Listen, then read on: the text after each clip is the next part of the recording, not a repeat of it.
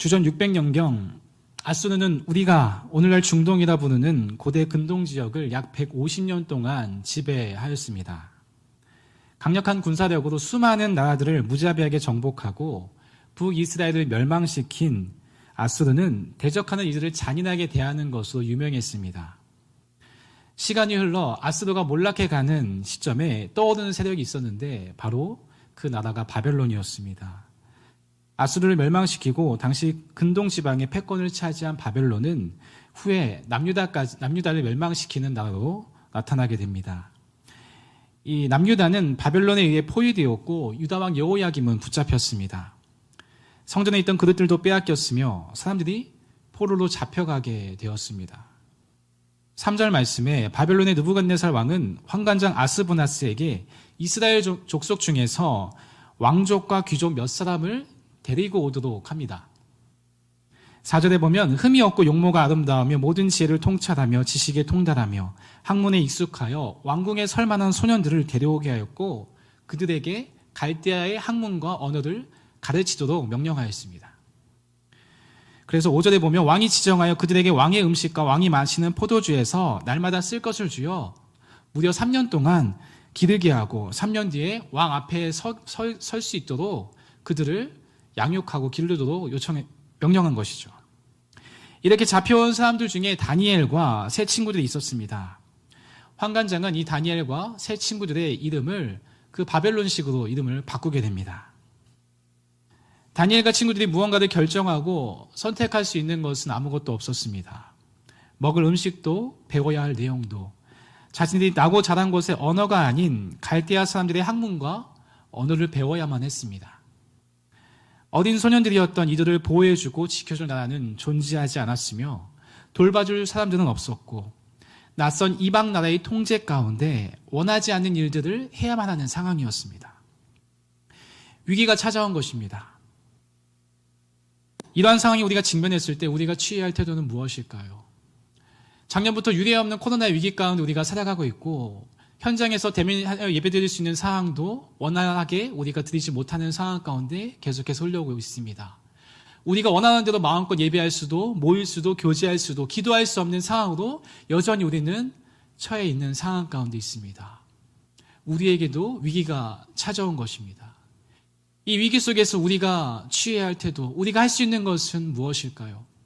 오늘 말씀을 통해서 이 다니엘과 세 친구들의 그 모습을 통해서 이 위기 속에서 우리가 정하며 나아갈 그 모습, 그 뜻은 무엇인가를 함께 생각하고 고민하며 결단하는 시간이 되기를 소망합니다.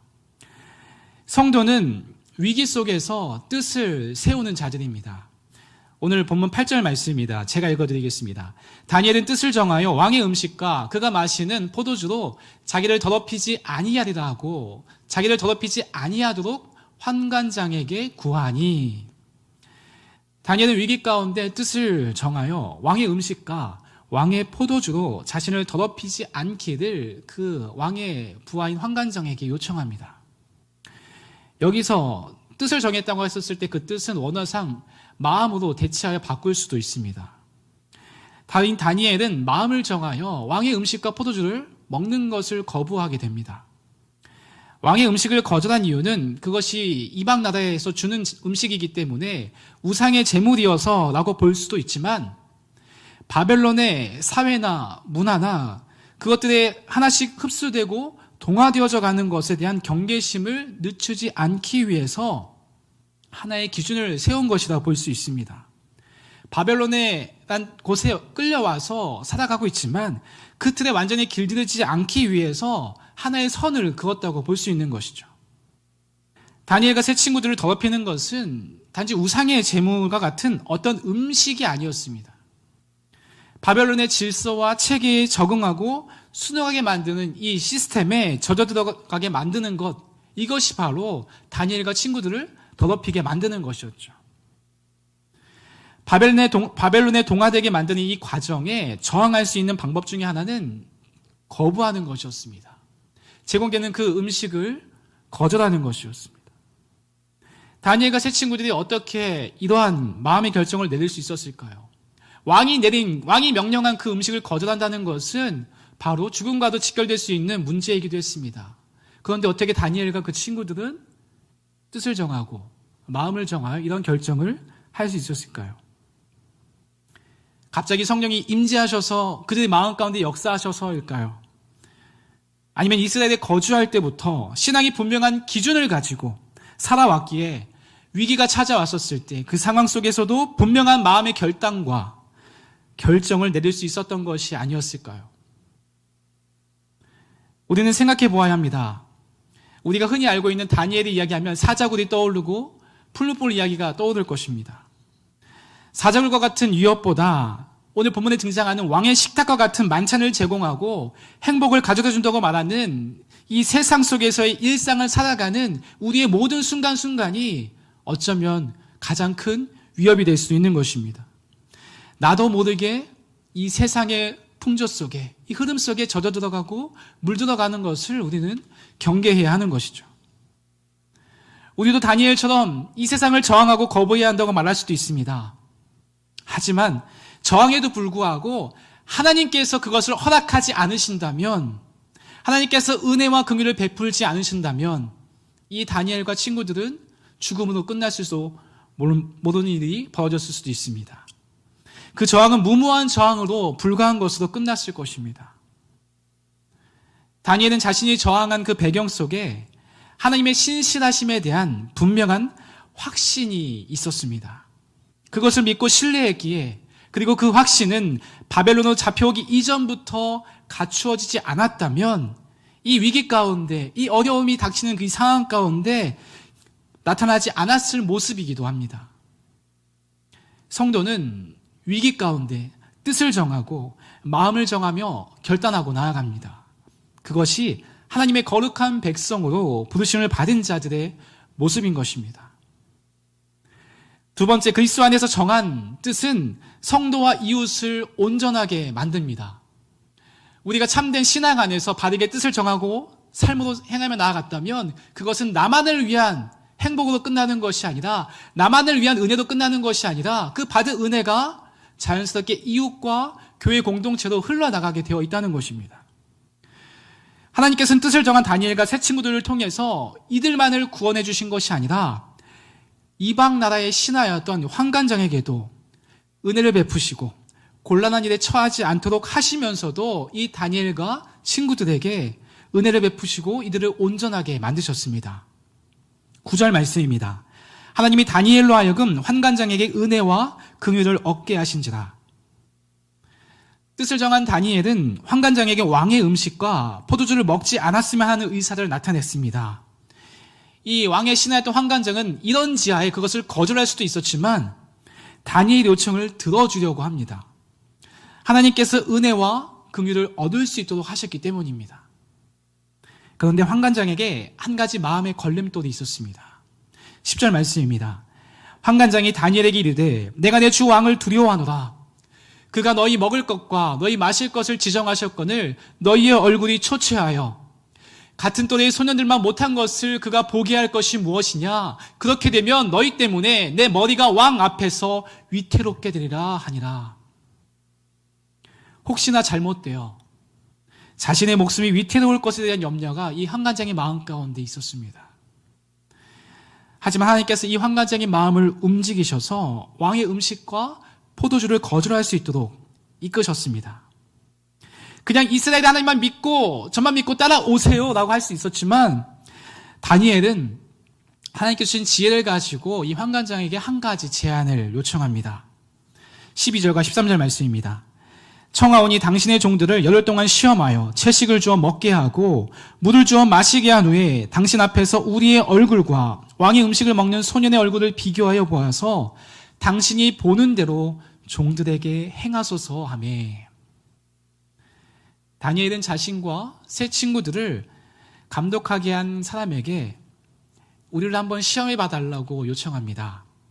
약 8일 동안 물과 채식을 통해서 시험해보고 왕의 음식을 먹은 자들과 비교해서 더 안 좋은 모습이 나타난다면 그때는 이제 그 신하가 원하는 대로 우리가 따르겠다고 하는 것이죠. 그래서 시험해보고 결과가 좋지 않으면 이 환관장의 의도대로 따르겠다고 이야기합니다. 어쩌면 모험과 같은 도전이었습니다. 하지만 이 시험의 결과가 어떻게 나타났을까요? 우리 15절 말씀입니다.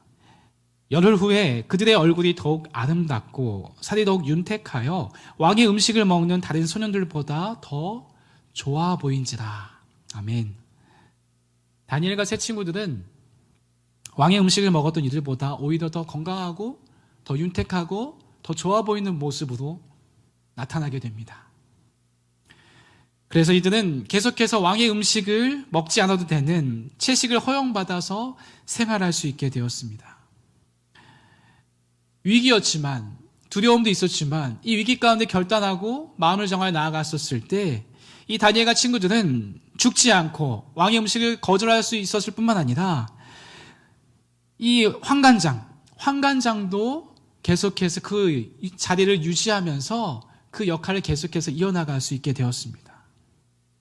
뜻을 정한 다니엘도, 그것을 허락해준 이방 나라의 신하도, 이 모든 것을 가능하게 한 것은 바로 그 뒤에 하나님께서 일하고 계셨기 때문입니다. 뜻을 정하여 나아갔던 그 다니엘과 친구들을 통해서 그들만 구원하신 것이 아니라 그들을 통해서 그들과 함께하는 사람들에게도 그 은혜와 그 긍휼이 흘러갈 수 있도록 역사하신 것입니다. 왕의 음식과 포도주를 먹는 자보다 더 아름답고 윤택한 모습, 이것은 상식을 초월하는 역설적인 하나님의 방법입니다. 상식적으로 왕의 산의 진미를 먹는 자와 그렇지 못한 자와 비교한다면 누가 더 윤택하고 누가 더 좋은 모습으로 나타나겠습니까? 약한 자를 들어서 강한 자들을 부끄럽게 하듯이 하나님은 우리를 사용하여 세상의 빛과 소금으로 살아가도록 하시는 것입니다. 세상의 어두운 곳을 우리를 통하여 비추시는 것이죠. 고통 중에 있는 자, 섬김을 받아야 할 사람이 섬기고 나누어주고 오히려 베푸는 삶을 살아가는 것. 감사할 수 없는 가운데서도 감사하는 고백을 하며 하나님께서 하셨다고 고백하는 그 성도들의 모습, 그들의 간증, 그들의 은혜의 고백들. 어떻게 이렇게 고백할 수 있습니까? 그것이 바로 저와 여러분과 같이 성도로 부르심을 받은 자의 모습인 것입니다. 우리의 힘과 능력으로 가능한 것이 아니라 우리의 뒷배경 속에, 우리의 마음 속에, 우리의 삶 속에 역사하시고 지금도 일하시고 계신 성령님께서 우리 가운데 함께 하시기 때문에 그러한 고백도, 그러한 나눔도, 그러한 섬김도, 그러한 베품도 가능하게 하시는 것이죠.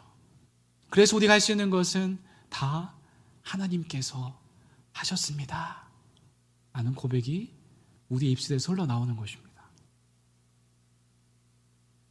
우리의 삶의 모든 여정 가운데 우리가 하는 고백들, 그 믿음의 고백들, 그 배경 속에는 우리와 날마다 함께 하시는, 세상 끝날까지 함께 하시는 하나님께서 지금도 여러분과 동행하고 계십니다.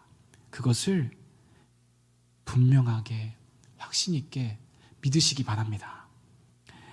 하나님 앞에서 바른 뜻을 세우고 마음을 정하며 나아갈 때에 우리를 선한 길로 인도하시며 보호해 주실 것입니다. 그것은 나를 위할 뿐만이 아니라 나와 함께하는 자들에게도, 나와 함께하고 있는 지체들에게도, 나와 함께하는 이 교회에게도, 내가 속한 그곳이 어디이든 나를 통해서 하나님께서 빛으로 역사하도록 인도해 주실 것입니다. 우리가 살펴본 이 본문의 내용은 언뜻 보면 위기라고 보기 굉장히 어렵습니다. 3장에 등장하는 풀무불의 위협이나 6장에 등장하는 사제의 위협처럼 확실하게 드러나는 것처럼 보이지 않기 때문입니다. 앞에 서두에서 얘기했지만 눈에 분명히 드러나는 위협만이 위협이 아니라 서서히 젖어 들어가는 것, 나도 모르게 물들어가는 것, 그것이 우리에게는 심각한 위협이 될 수 있습니다. 세상은 우리 그리스도인들을 끊임없이 세상의 가치로 살아야 한다고, 그 가치 속에 머물러야만 한다고 우리에게 말합니다.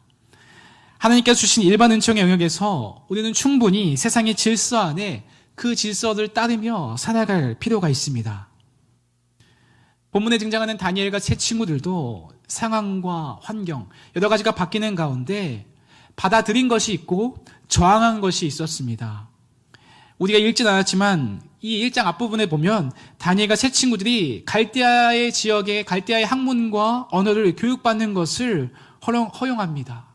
그것은 저항하지 않았습니다. 그 갈대의 학문과 언어를 배우고 정치를 배우는 것들은 이스라엘 민족을 위한 것이 아니라 그 나라, 그 바벨론이라는 나라를 위한 것이었습니다. 하지만 그들은 그것을 저항하지 않고 그것을 수용하며 나아갔습니다. 이름을 바꾸는 것도 받아들입니다. 분명히 하나님께서 정해주신 그 이름이 있었음에도 불구하고 그들은 새로운 이름을 받아들이며 그 계명을 허용하게 됩니다. 이러한 것들은 수용했지만 이방의 음식은 거부하고 저항했습니다.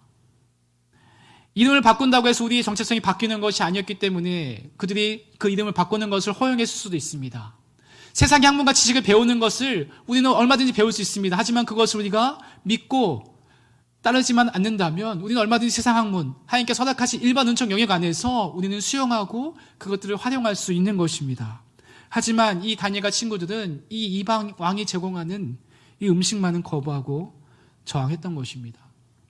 그들은 받아들일 것도 있지만 그렇지 않은 것들이 존재하다는 것을 분명히 오늘 말씀을 통해서 이 다니엘 이야기를 통해서 보여주고 있습니다. 변화가 다 오는 것처럼 이 시대는 우리를 끊임없이 채근합니다. 변해야 한다고, 바뀌어야 한다고, 세상을 따라가야 한다고. 시대와 상황에 맞게 변화가 필요한 부분은 우리는 변화해 나가야 합니다. 하지만 세상이 바뀌고 환경이 달라지도 여전히 우리가 바꿀 수 없는, 변할 수 없는 분명한 가치와 신앙의 기준, 그 세계관이 존재합니다. 변하지 말아야 할 것이 있습니다. 성경적 가치와 맞지 않는다면 우리는 결단해야만 하고 끊어내야만 하는 것입니다. 저항해내야 하는 것입니다. 설령 그것이 우리를 세상으로부터 단절시킨다 할지라도, 설령 그것이 우리를 세상으로부터 몰아내고 우리의 목숨을 앗아간다 할지라도 우리가 지켜야만 하는 그러한 기준, 버리지 말아야 할 분명한 가치가 존재합니다. 위기가 찾아올 때도, 형통할 때에도 우리는 우리의 할 일을 해야 하는 것입니다. 교회의 본질, 교회의 역할이 무엇이며 우리가 그 주님의 몸된 교회의 지체로서 부르심을 받았다면 우리가 각자 서 있어야 할 그 자리는 어디인지를 확인해야 합니다. 또 우리에게 부르신 그 사명을 가지고 우리가 해야 할 역할이 무엇인지를 우리는 끊임없이 묻고 나아가야 하는 것입니다. 작년 한 해 동안 우리는 기본으로 돌아가라는 명제를 가지고 나아갔습니다. 우리가 기본으로 돌아갔다면 그 기본을 붙잡고 이제는 일어서야만 할 때입니다. 본문에 등장하는 다니엘과 세 친구들이 뜻을 정하여 움직인 것은 그들이 특별한 결단을 내려서가 아닙니다. 바벨론의 포로로 잡혀오기 이전부터 그들은 이러한 마음과 이러한 기준을 가지고 살아갔기 때문에 위기 속에서도 흔들리지 않고 그 뜻을 정하고 그들의 마음을 정하고 삶을 살아갔던 것입니다. 다니엘이 포로로 잡혀갔을 때는 이것저것 하고 싶은 것이 많은 소년 시절이었습니다. 그러나 그 소년은 거주지도, 음식도, 생활도, 언어도, 환경도 그 어느 것 하나 마음대로 정할 수 있는 것이 없었습니다. 그러한 와중에서 다니엘이 정할 수 있었던 것은 그의 마음, 그의 뜻을 정하는 것이었습니다. 위기가 찾아오고 두려움이 있는 가운데서 우리가 할 수 있는 것이 무엇이 있을까를 생각할 때 우리가 할 수 있는 것은 먼저 우리의 마음을 정하는 것입니다. 하나님 앞에서 부끄럽지 않은 신앙인으로 보이지 않지만 분명히 존재하시며 지금도 일하시는 하나님 앞에서 우리의 마음을 정하고 그 정한 마음 그대로 살아가는 것, 살아내는 것입니다. 사상 유례 없는 코로나의 시기를 겪어오고 있습니다. 지금도 그 코로나의 시기가 진행 중에 있습니다. 현장에서 예배하지 못하고 모이지 못하고 교제하지 못하고 함께 식탁에서 나누면서 그 음식을 나누지 못하고 교제하지 못하고 함께 기도하기도 쉽지 않았던 한 해를 보냈고 지금도 그 상황 가운데 우리가 처해 있습니다. 답답하고 너무나 속상하고 때로는 어찌해야 할 바를 모르는 그 답답함과 한숨이 터져 나올 때가 참 많이 있습니다. 다니엘과 같이 우리가 정할 수 있는 것이 없는 것 같은 이 상황 속에서 다니엘은 신앙을 지키고자 애썼습니다. 우리는 무엇을 위해 무엇을 정하고 무엇을 애써야 할까요? 나도 모르게 위축되어져 가는 이 모습들. 갈수록 교회는 지탄을 받고 계속해서 나오는 뉴스를 통해서 일어나는 사건, 사고들을 통해서 점점 교회가 설 자리가 없어지는 것 같은 그 위기 속에 우리가 나아가고 있습니다. 또 최근에 기사에 나타나고 있는 입양아가 사망한 그 사건을 통해서 참 마음이 아프고 동일하게 아이를 키우는 입장에서 그 겪는 그 안타까움은 어떻게 말로 표현할 수가 없었습니다. 점점 위축되게 만들어가는 이 상황들 그 속에서 우리는 위기라고 느끼고 이 위기를 어떻게 벗어나야 할 것인가에 대해서 하나님께 묻고 우리가 할 일을 찾고 그것을 해나가야 할 것입니다. 위기 속에서 우리도 마음을 정하고 우리가 할 일을 찾아 나서야 합니다. 다시 일어서야만 합니다. 코로나뿐만 아니라 여러 가지 인생의 어려움은 계속해서 밀려옵니다. 지금도 그 어려움에 처한 분도 계실 것이고 앞으로 다가올 수많은 어려움과 위기가 우리의 삶에 찾아올 것입니다. 안 왔으면 좋겠지만 나에게만은 그런 일이 없었으면 좋겠지만 분명히 또다시 또 다른 어려움이 찾아오게 되어 있습니다. 때로는 파도처럼 잔잔하게도 때로는 거센 파도처럼 매몰차게 몰려올 때도 있습니다. 그렇게 몰려왔다가 물러가고 몰려왔다가 물러가고 그렇게 숱한 파도를 맞으며 우리는 점점 하나님의 나라를 향해 나아가는 것입니다. 2021년이 시작되었습니다. 올 한 해 여러분이 정한 마음의 뜻은 무엇입니까? 해가 바뀌고 연초가 되면 수많은 계획들을 세웁니다. 마음을 정하고 뜻을 세웁니다. 코로나의 어려움과 위기 속에서 어떤 이들은 무계획이 계획이라고 하는 사람들도 있습니다. 우리가 당면 여러 이 위기 속에서 여러분 어떠한 마음을 정하시고 어떠한 뜻을 정하시고 올 한 해를 시작하셨습니까? 아니면 아직 그 마음을 정하지 못하고 갈등하고 계십니까? 다니엘과 친구들이 위기 속에서 마음을 정하고 뜻을 정했던 것처럼 이 시간 우리의 마음을 정하며 나아가는 시간이 되기를 소망합니다. 교회가 올해 정한 뜻은 교회여 일어나라입니다. 우리 교회가 정한 뜻 가운데 우리 각자가 이 그리스도의 몸된 교회의 지체로서 정해야 할 그 마음의 뜻은 무엇일까요? 하나님께서 여러분 각자의 마음속에 주시는 그 마음의 소원들과 그 뜨거운 마음을 주시기를 소망합니다. 그래서 올해 연말이 되었을 때에 하나님께서 올해 초에 이 시간 나에게 주신 그 뜻이 어떻게 흘러왔는가를 돌아보면서 하나님께 감사할 수 있는 화평의 모든 성도님들이 되시기를 소망합니다. 다니엘과 친구들 가운데 일하신 그 하나님께서 현재를 살아가고 있는 저와 여러분을 위해 지금도 일하고 계십니다. 주님의 일하심을 바라보며 우리가 마음을 정하고 그 삶으로 옮길 때에 주님께서 일하시는 놀라운 일들을 경험하는 2021년 한 해가 되기를 주님의 이름으로 간절히 축원드립니다.